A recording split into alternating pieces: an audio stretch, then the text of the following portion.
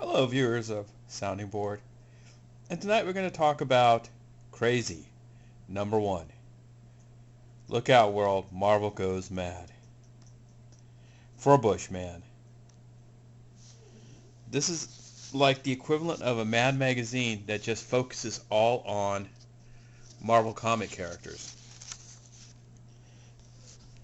The first story is about the X-Men and Furbush Man trying to join them.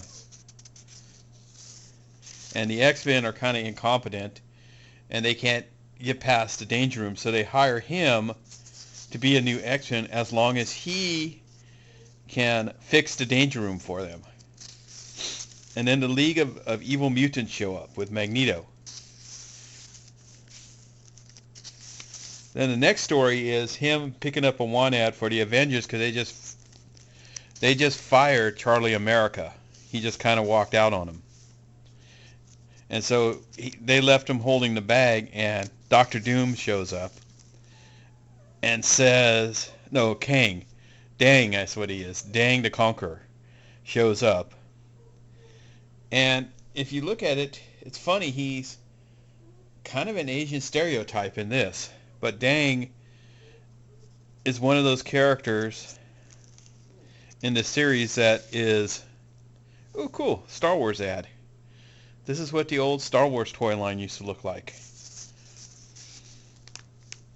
And so no one wants to fight Dang, so they end up hiring him to fight Dang.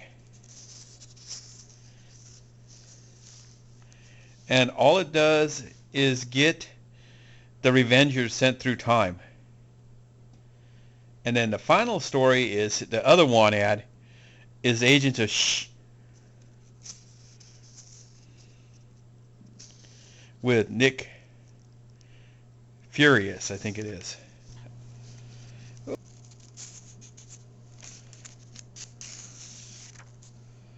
And so they go through this whole misadventure of him turning in his laundry and Furbush Man making a girlfriend out of the Asian laundromat's owner.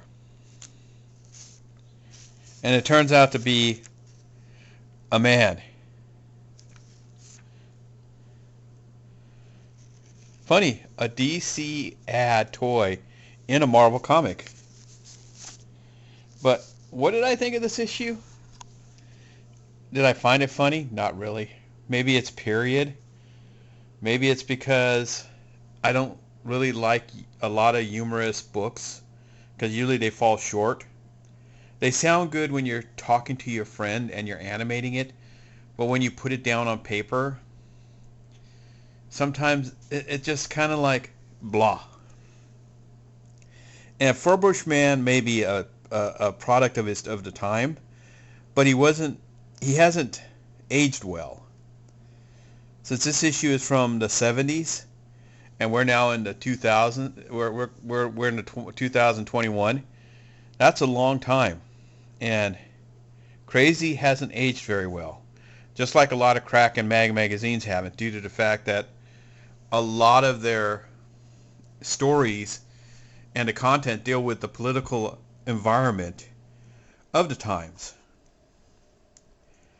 And so you end up with these really, really weird social messages that fall flat due to them trying to be funny.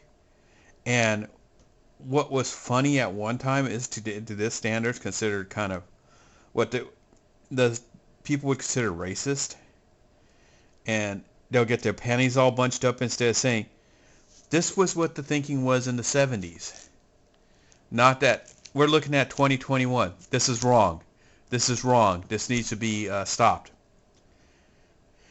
And it's just sad that all this historical knowledge is getting lost over time through censorship, and we're not learning from it.